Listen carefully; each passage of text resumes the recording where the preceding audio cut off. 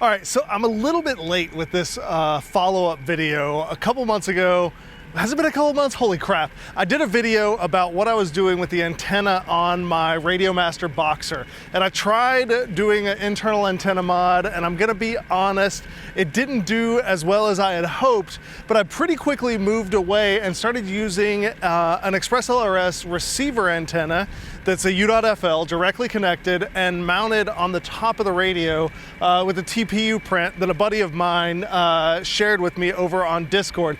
I will have a link to that in the description where you can get that file. Shout out for the hookup on that setup because it's been working really great for me.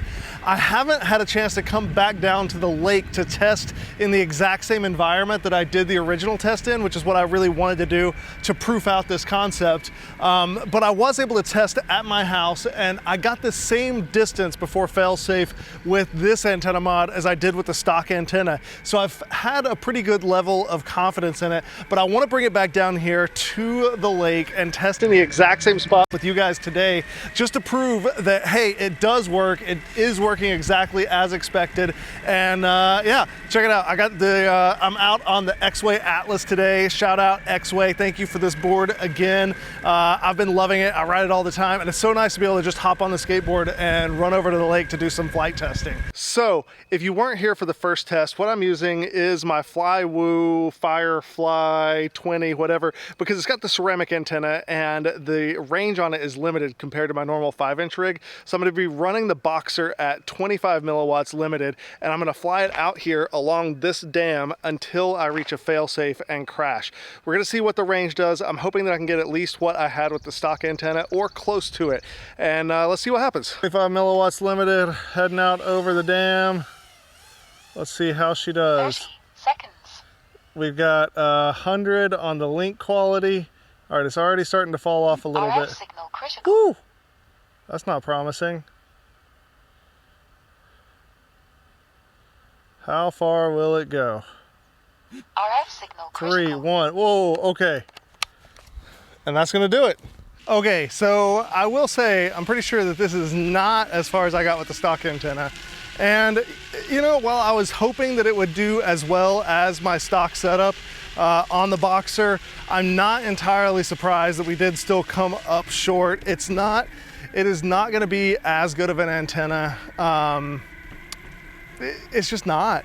But I have a RadioMaster Ranger coming. That is a full, well, it's 1 watt off the shelf.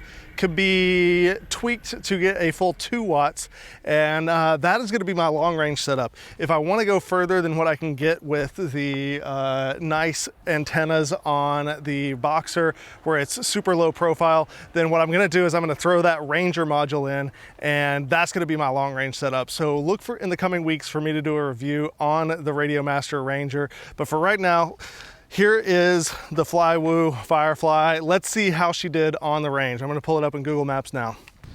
Okay, so the results are in. I didn't get as far as I got with the stock antenna mod. I did get nearly twice as far as I got with my first antenna mod, which was the internal antenna, which had the antenna right behind a SMA mount and next to a heat sink. It was not gonna be a good setup.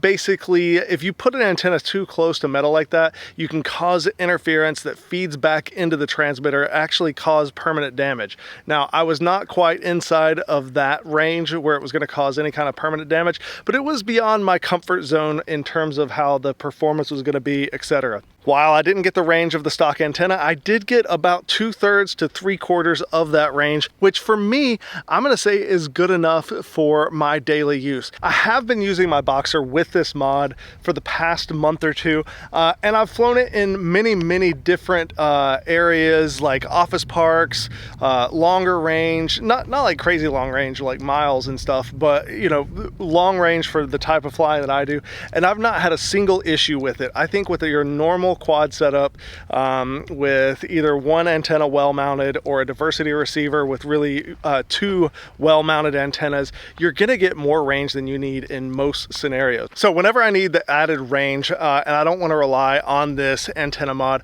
what I'm going to do is I'm going to be going with my RadioMaster Ranger and putting that in the back. That'll give me up to a full 2 watts. I've just saw Wesley Vardy hit 100 kilometers with that transmitter, and I'm gonna have no worries about my range. But for 99% of my daily driving, doing whoops around the house or a 5-inch at a bando, I'm not even gonna be thinking twice about it. But I'll have that Ranger in my bag if I need it. Now, what do you guys think? Are you gonna be modding your transmitter? Do you find it too much of a nuisance to put on and take off an SMA mounted antenna? Let me know in the comments. What do you think?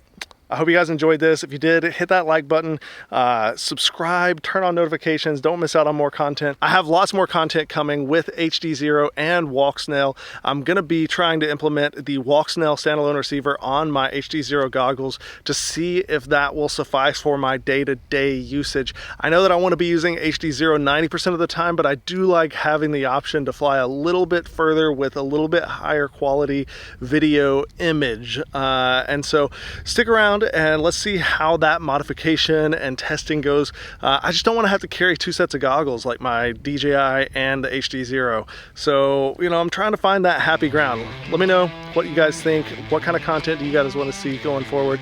And get out there and fly. All right, I'm out.